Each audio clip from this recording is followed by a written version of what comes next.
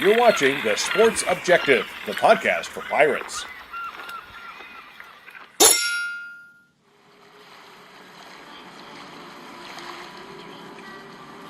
You're listening to A Pirate's Life for Me on The Sports Objective. Join us every Friday at noon as we catch up with a member of Pirate Nation. Here's your host, Bubba Rosenbaum.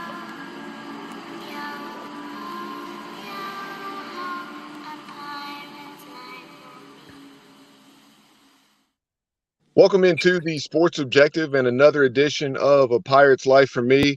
We're just under a month from the start of East Carolina basketball and the beginning of the Mike Schwartz era. Today we're taking a trip down memory lane. Very excited right now to be joined by one of the better basketball players East Carolina has seen, and that is Maurice Kemp. Maurice, we appreciate your time. No, thank you for having me, man. Thank you. Absolutely. It's going to be fun to take a trip down memory lane. Obviously, a lot of fond memories of your time in the purple and gold. But before we get to those, just take us back to your high school years in Miami, and then just your path to Alabama A&M. Okay, so yeah, I started I went to 3 different high schools. So, much like college, I transferred 3 different times in college too. But so I started at Stranahan High School. In my freshman year, I was probably 5'7", 130 pounds.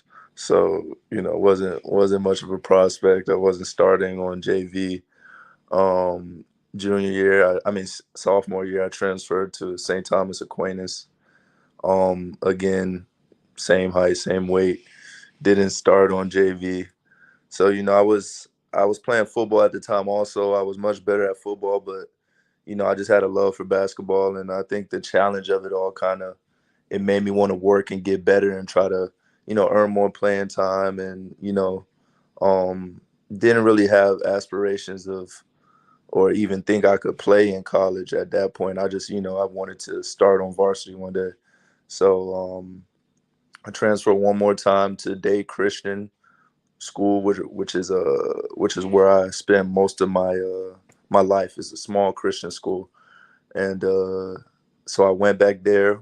My one of my coaches had recently gotten the job there. He coached me in like 8th grade or something, and he had gotten the head coaching job. So he convinced my dad to let me go back, and thankfully I hit a growth spurt. My junior year, I was like 6'1.5" at that point. Still not much of a prospect. I had a decent junior year, probably 17 points a game, 8 or 9 rebounds, and but hadn't played AAU. Wasn't really a recruit at all. I didn't have any interest from colleges at all.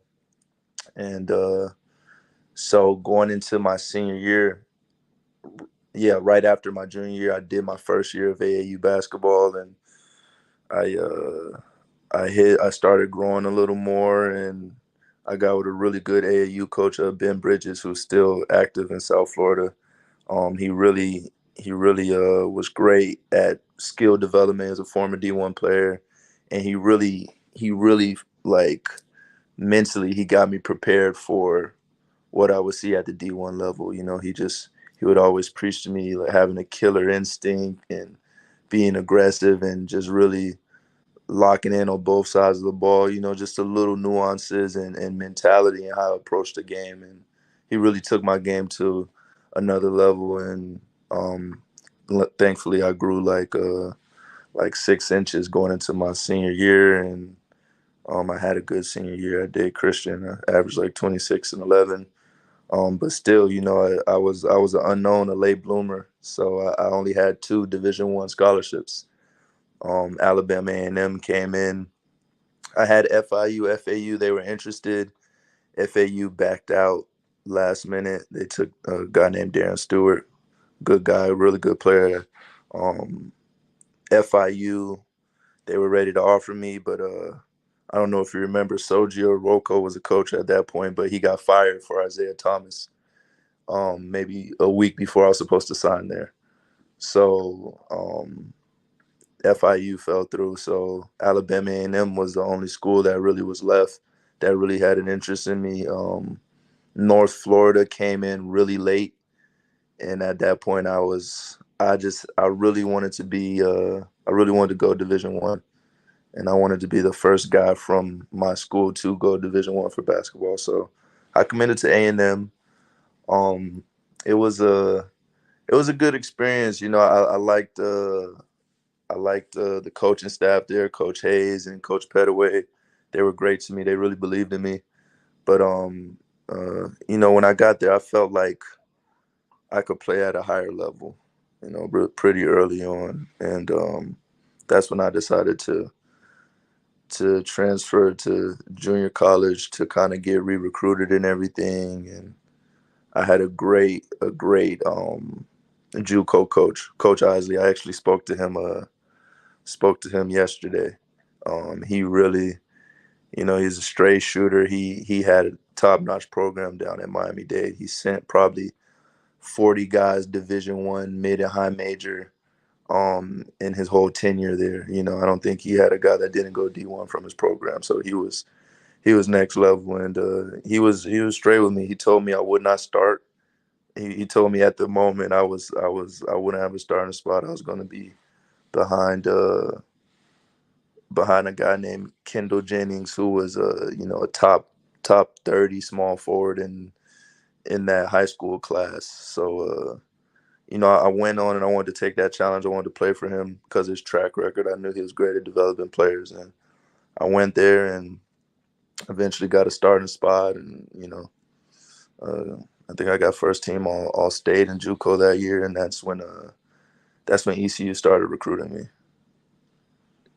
Yeah, and during that time at Miami-Dade, just out of curiosity, I did look up those numbers for our listeners. Right at 17 points and 10 rebounds per game, and you ranked 17th nationally in rebounding, and regionally, within your region of JUCO, you were one of the top scorers with those 17 points per game.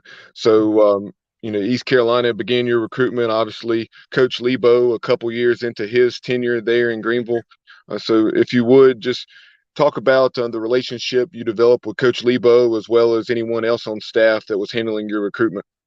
Yeah, so Coach Kraft headed it up. He was mainly in charge of my recruiting, and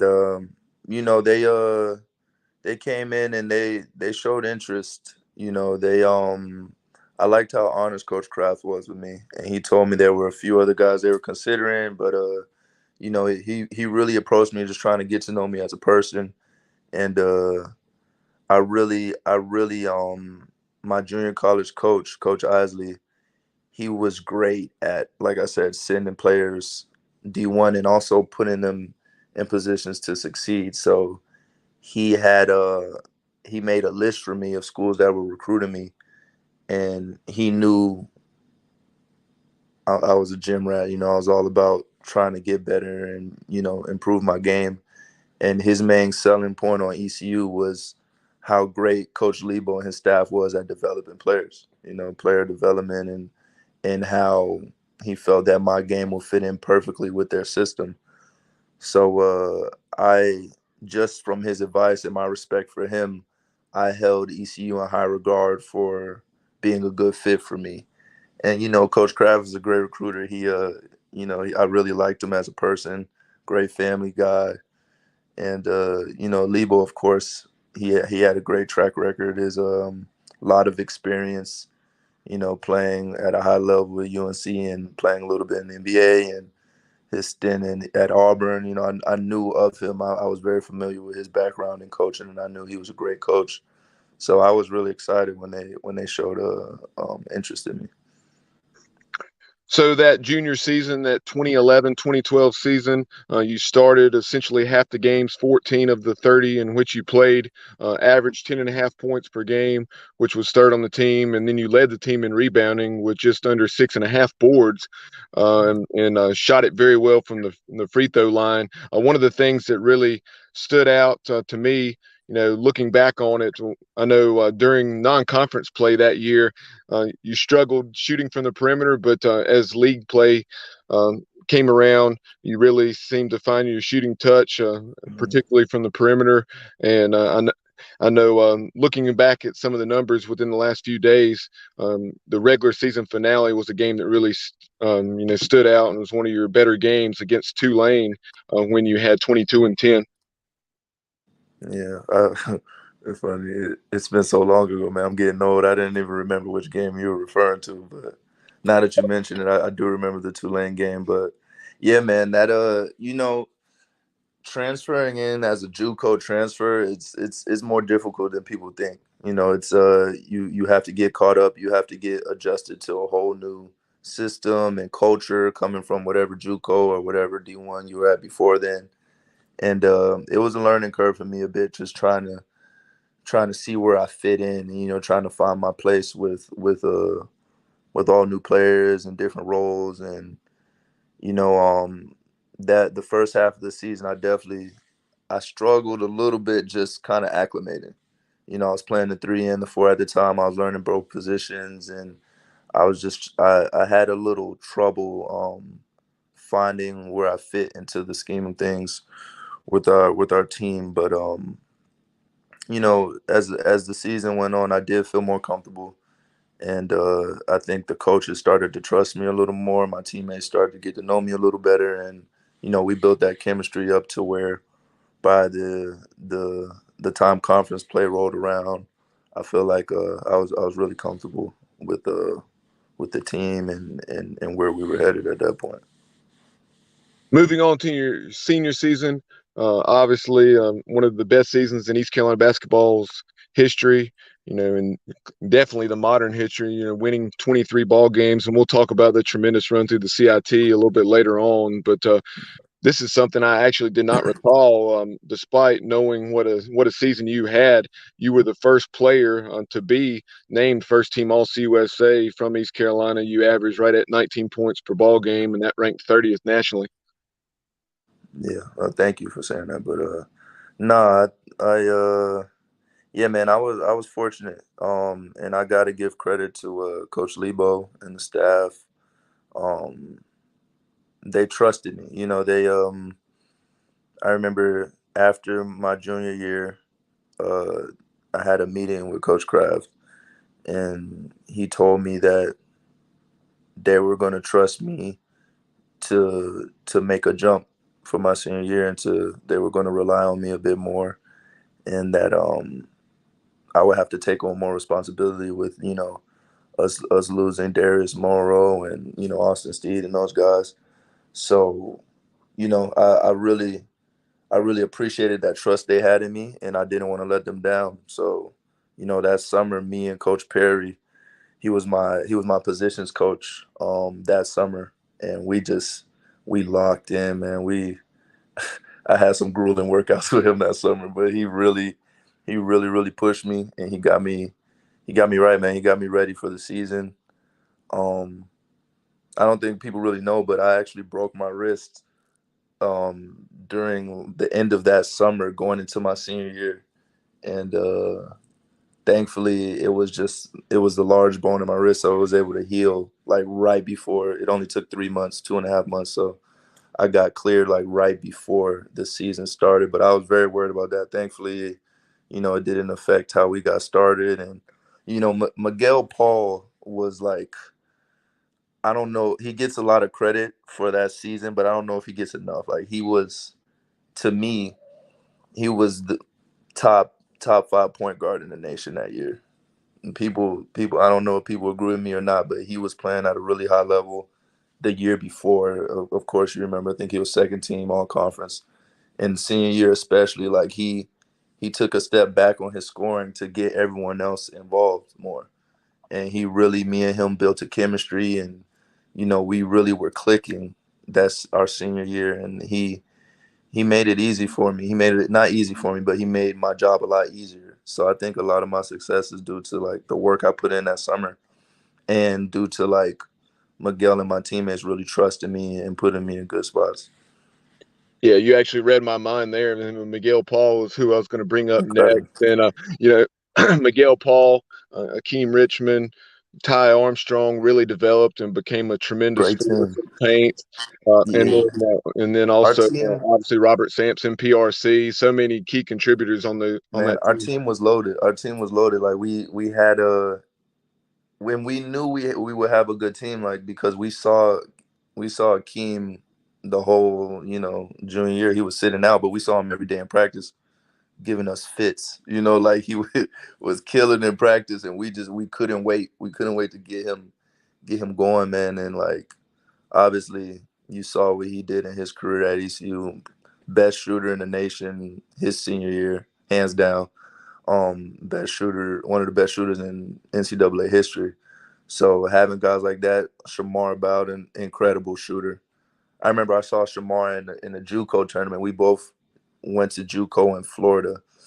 I saw him in the JUCO tournament before the official season started. He hit like 8 threes in the game. I was like, yo, who is this kid? Like he's an incredible shooter. And he had a lot of injuries, major injuries, his shoulder and things like that kept him off the court a lot of his time at ECU. But I think if he would have stayed healthy, he would have had, similar numbers to Akeem.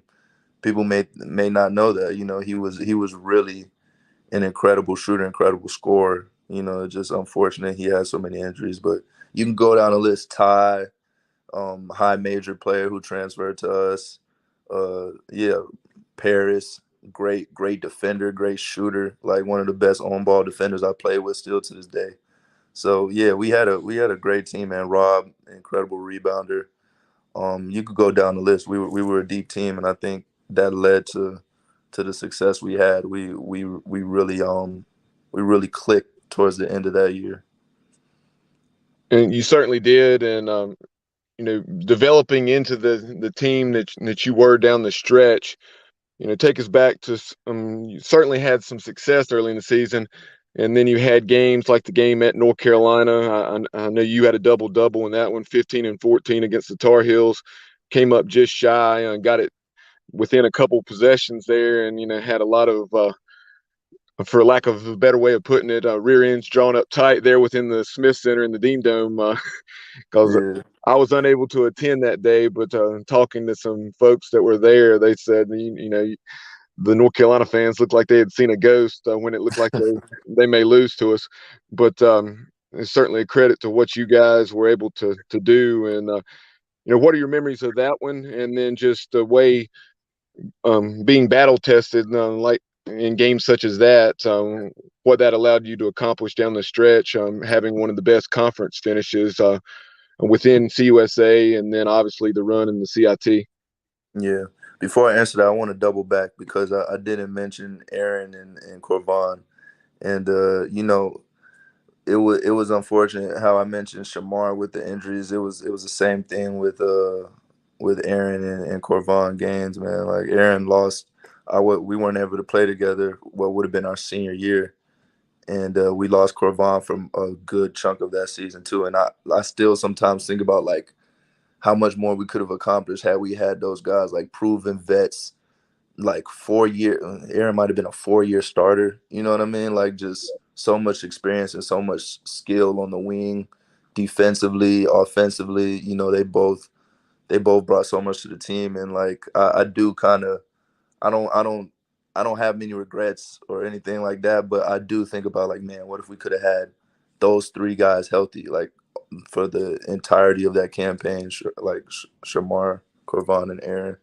It would have been amazing. But to answer your question, yeah, no, that UNC game was fun, man. I remember we were just really loose. It's when you're in that position, and I'm sure for the guys who grew up in North Carolina, it's something that you dream about playing on that stage in college and playing against the best of the best.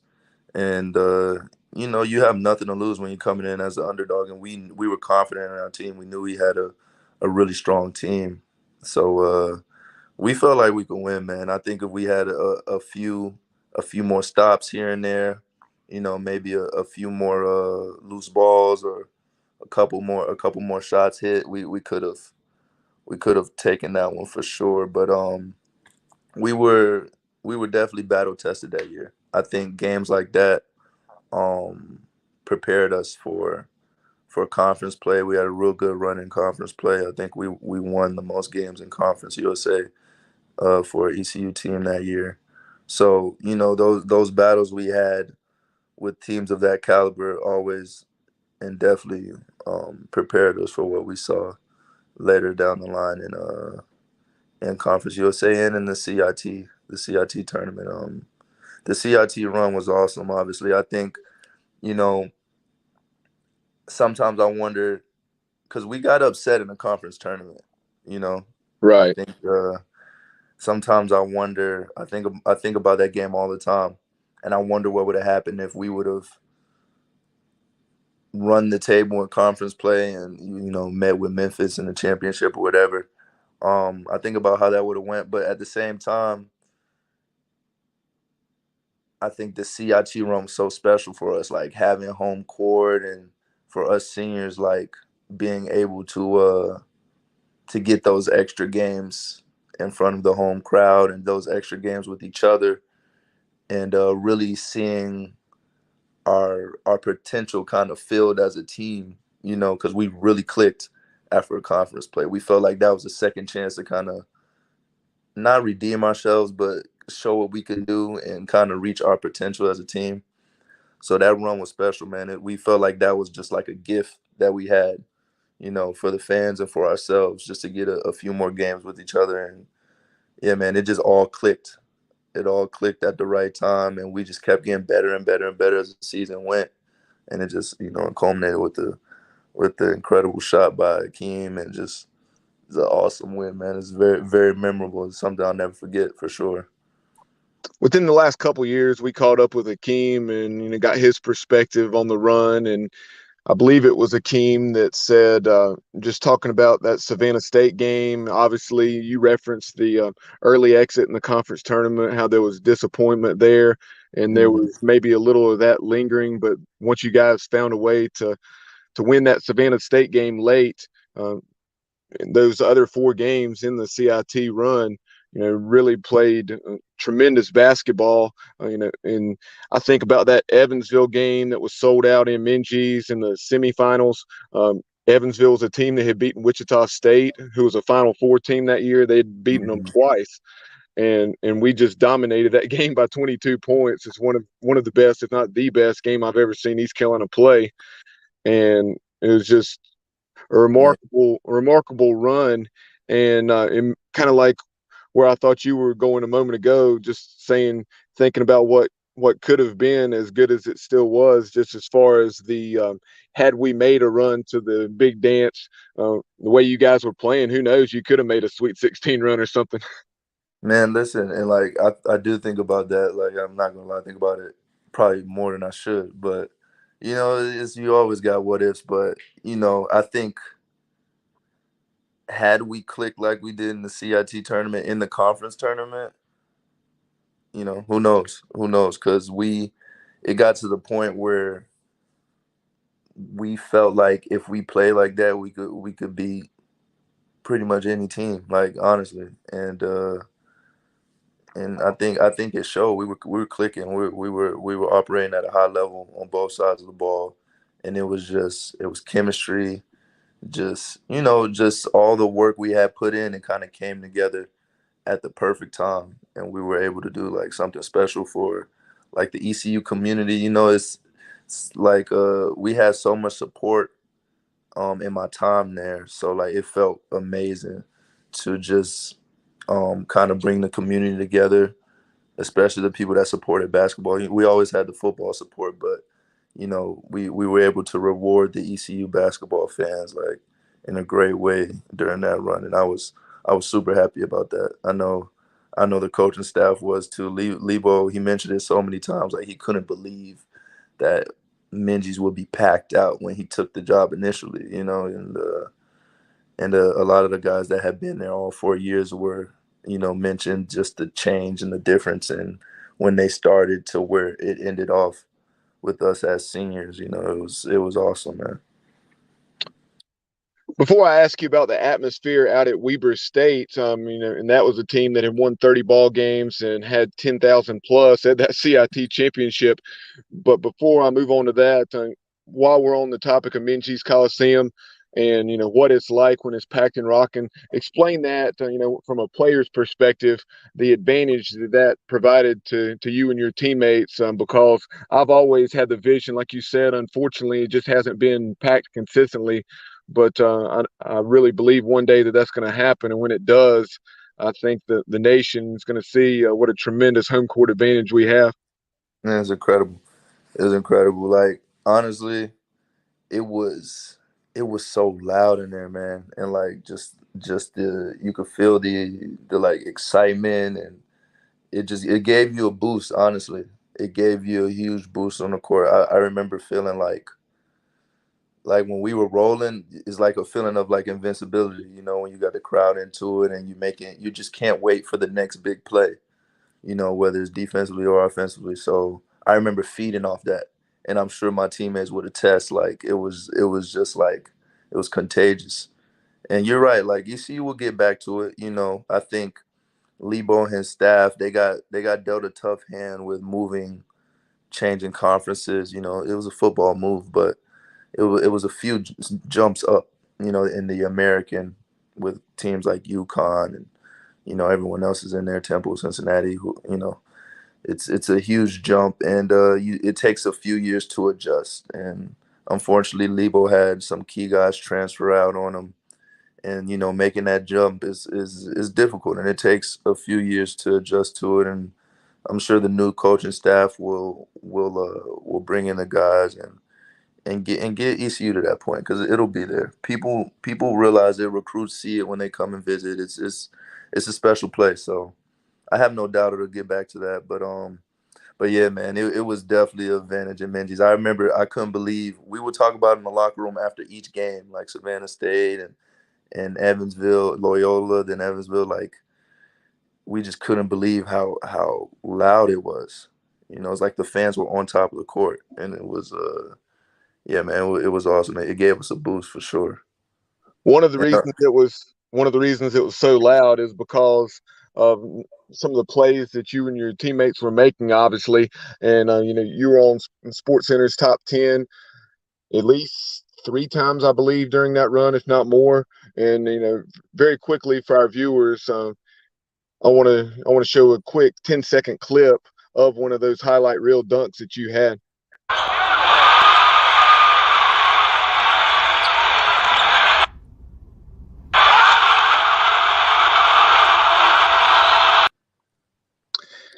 So, what are your memories of that dunk, or other ones that you had during that run, and you and your teammates being able to see that on the Sports Center top 10? yeah, that was pretty cool, man. I'm not gonna lie. Uh, I remember the first one with Ryder.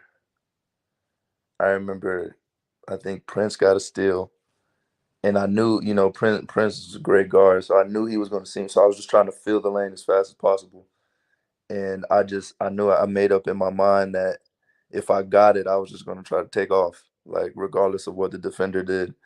And he tried to take a charge, and thankfully I was able to get up and over him. But after that dunk, I just the crowd, like the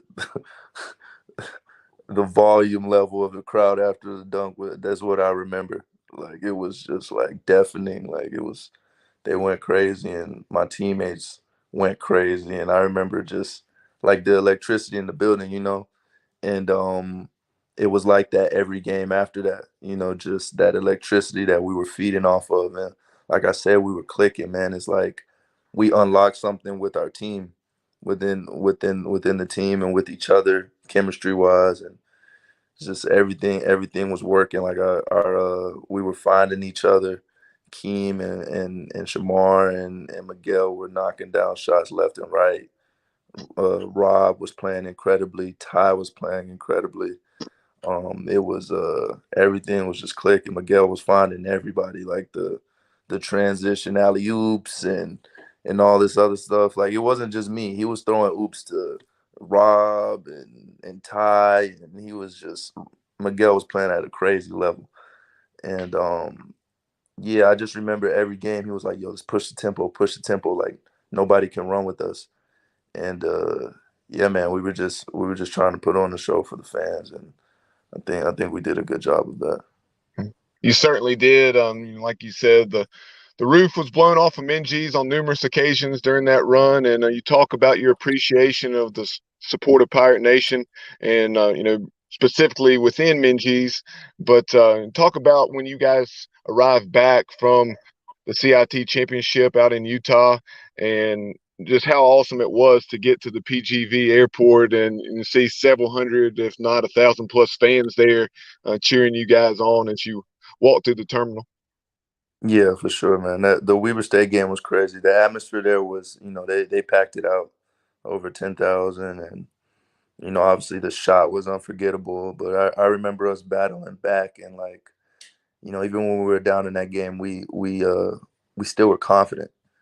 We still were very confident, and obviously we got the win, and just on cloud nine, just being able to experience that with like my brothers, and yeah, man, when we got back, obviously we were just the whole plane ride back. We were just pure celebration.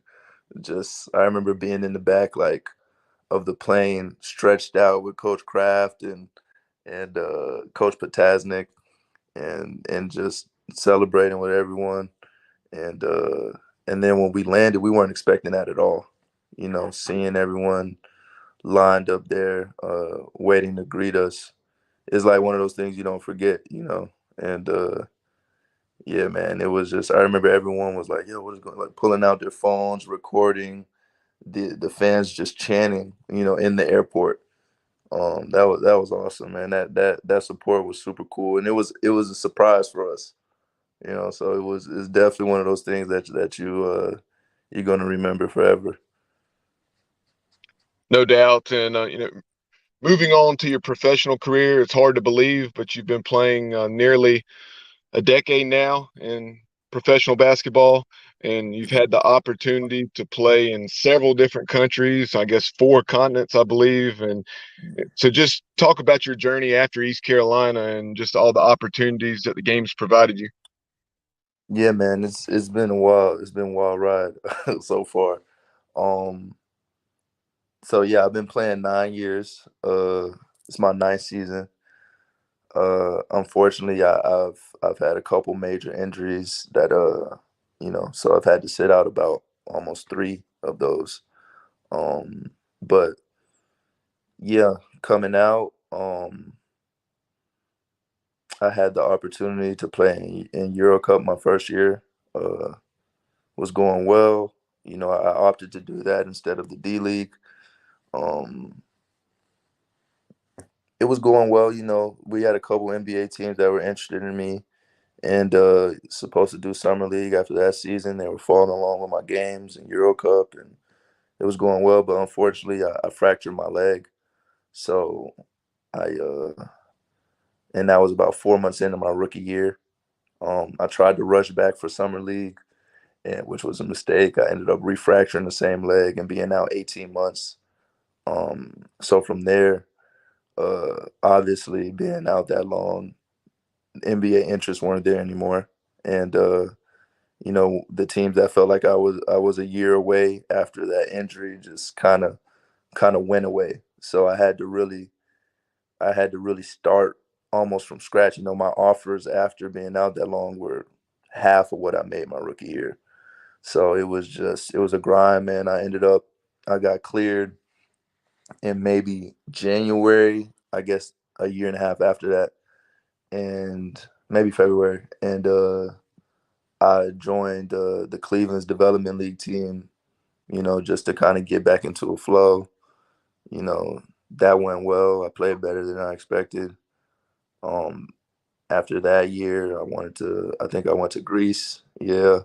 And it was about working my way back up from, the injury. So I was taking less money than I felt I should, but I knew I had to prove myself. So from Greece, I went to after that year, I had a brief stint in Estonia. Then I went to Lebanon. and then Argentina, which was amazing. Buenos Aires was awesome. Great experience. They really took care of me out there. Um, Signed a 2-year deal there. Uh, was really a great opportunity for me. Good experience. Unfortunately, the second year of my contract, they had like an economic crisis. Like, the my contract basically tripled in value to them. So they wanted to renegotiate. Long story short, I ended up I had a couple offers in Spain, so I went to Spain instead, and that was going well. That was the highest level I had played on, as far as Champions League, and Spain being the best country in Europe for basketball. Um, had some good opportunities after that. Um, did camp with the Nuggets. They invited me up. So that was a great experience.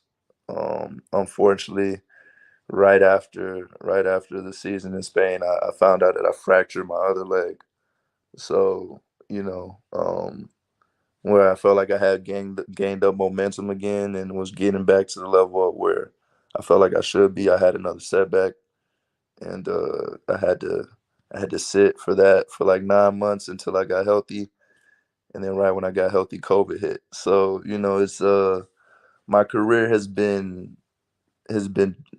very rewarding, but a lot of challenges and a lot of setbacks. It kind of through it all, it's kind of put things into perspective. Like, basketball is a gift that can be taken away like at any point. And it helped me like appreciate the game more, and to really it made me work extremely hard. Like, just getting back from injuries that could have ended my career twice, like working back from it is like, and being to the point where I'm back playing in Champions League now, uh, in Israel. It's kind of it was a huge challenge for me, but super rewarding, and it's made me appreciate the game even more, if that makes sense. So yeah, man, I'm just thankful to still be able to play at a good level in Europe, and provide for my family, and I've been able to see the world, man. It's been awesome. Like, in these international competitions, Euro Cup and Champions League, you're in a different country every week. I was just in Greece last week, and in Athens, and it's just I'm getting to see things that I never thought I would be able to see, and when I was 16, like 5'9", not starting on my JV team, I never thought that basketball would take me all around the world, and so I'm super blessed, man. I'm super thankful for the opportunities, for sure. Tremendous story. Like you said, for anyone out there who may be listening, whether it's themselves or perhaps their child, and it shows that well, you said you were 5'7" as a freshman, and you grew to be 6'8", and now you've been playing professionally for nearly a decade. Unbelievable story, and just showing things happen, as in their own time, so to speak, not necessarily when we want them to happen, and just the Yeah, importance man. of hard work and perseverance. Yeah, man. So it's all about how you handle adversity. That's one of the biggest things I learned. You can sit and feel sorry for yourself, or it can ignite you. It can make you respond and see what you're really made of. It can make you get the most out of yourself, and build your faith and perseverance, resilience, everything, man. It's a lot of lessons that could be learned through basketball, for sure. And I've learned them the hard way, but I'm very appreciative of all of it, for sure, man. It's I'm blessed. I'm blessed, big time. Final thing I have for you, when you're at East Carolina, you majored in child development and family relations. So Mm. obviously you want to continue your basketball career for as long as you can. But after you're done, what do you think you want to get involved with once you hang up the basketball shoes? Yeah, I've actually I've shifted from at that time it was psychology was kind of something I was very interested in, and the family relations is. I had a vision of being a a family therapist, but I've shifted since then. In my experiences and everything, I've really just over the years I've kind of been leaning towards the agent side of things. I've been kind of helping players get jobs for years, just kind of wanting to help my friends out and like look out for guys that I know are super talented that aren't necessarily getting the opportunities I feel like they deserve. And so I've actually I've started working as a consultant for a sports agency. Just kind of seeing how I like it, getting a feel for it on a more kind of official basis. And yeah, man, I have a passion for that. I think in playing all over the world, like literally, I bounced around so much.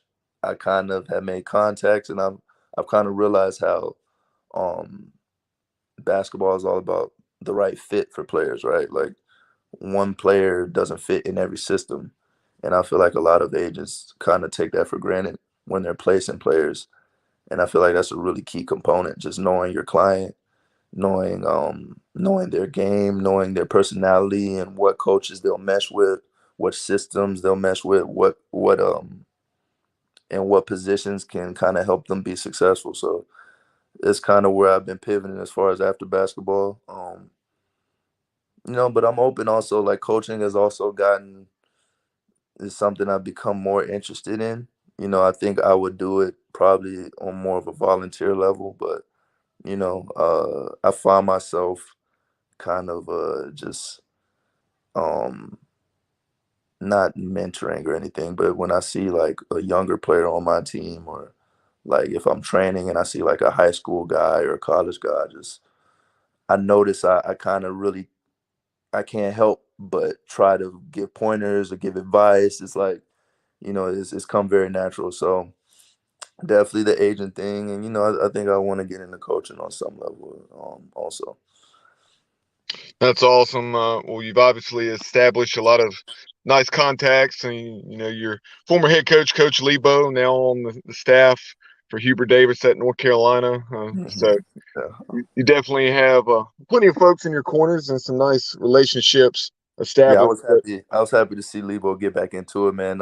When he told me when he took the time away, from coaching, I was selfishly, I was a little sad about that. I felt like it was too early for him to retire. Like, who am I to say that? But I know he wanted more time with his family, and so I respected that. But when uh when he told me he was taking the UNC job, I was super super happy for him, man. They got a great coach on their staff, excellent coach and great guy. So, and all of the coaches from that staff are doing well. They've done well after. Kraft is killing it at Garner Webb, and Exactly. Yeah.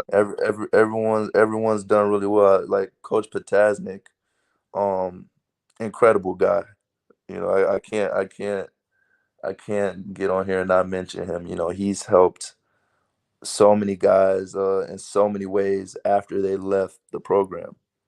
He's since I left, I didn't get my degree before I left ACU. I went to play professionally, and I plan to go back in the summers, but he was the one. All of them were on me about it, but he was the main one pushing me to do it. And he pulled strings. He got me in contact with the right people, and he he really looked out for me as far as getting my degree and finishing up. And I know he did that for other players as well. So yeah, Coach Potasnik is an amazing guy. I have a really good relationship with him, and we still talk all the time. Coach Perry, amazing. It's like one of the coolest coaches I've ever had in my life, hands down. So like, I have a lot of love for everyone on the staff, and I'm glad to see everyone's been doing great.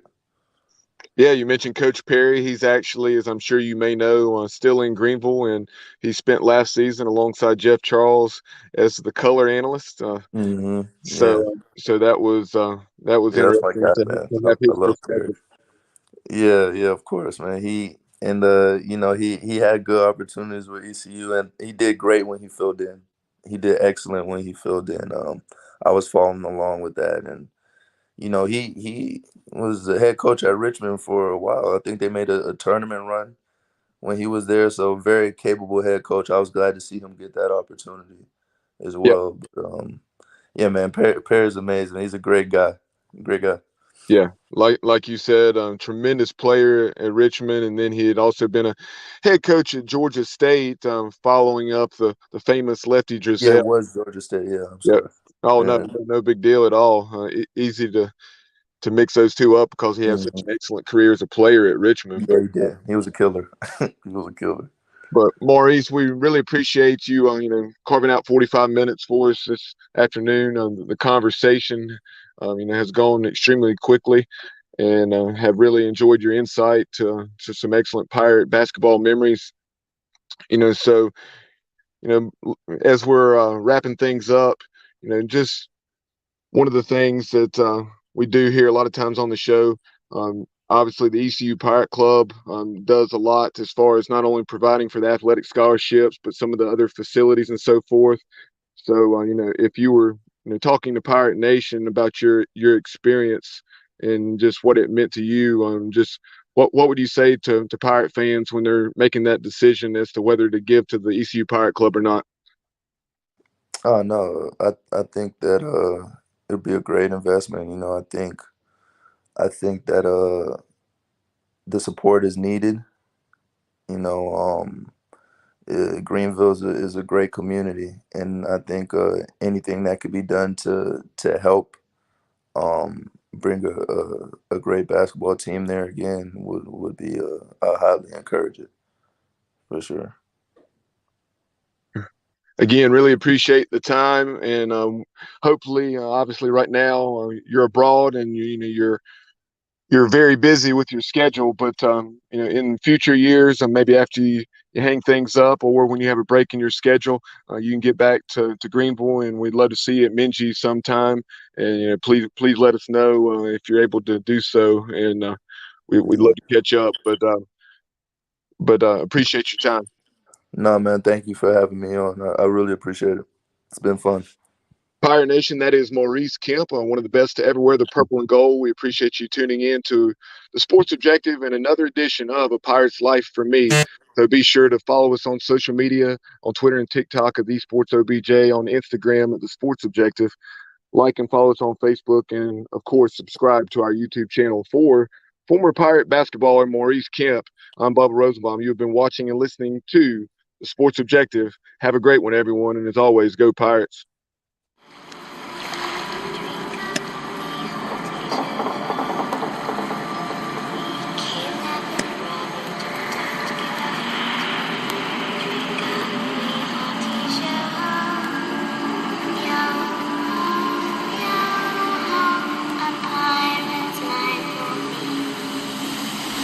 You're watching The Sports Objective, the podcast for Pirates. Yeah, my heart is purple and gold. I'm a pirate.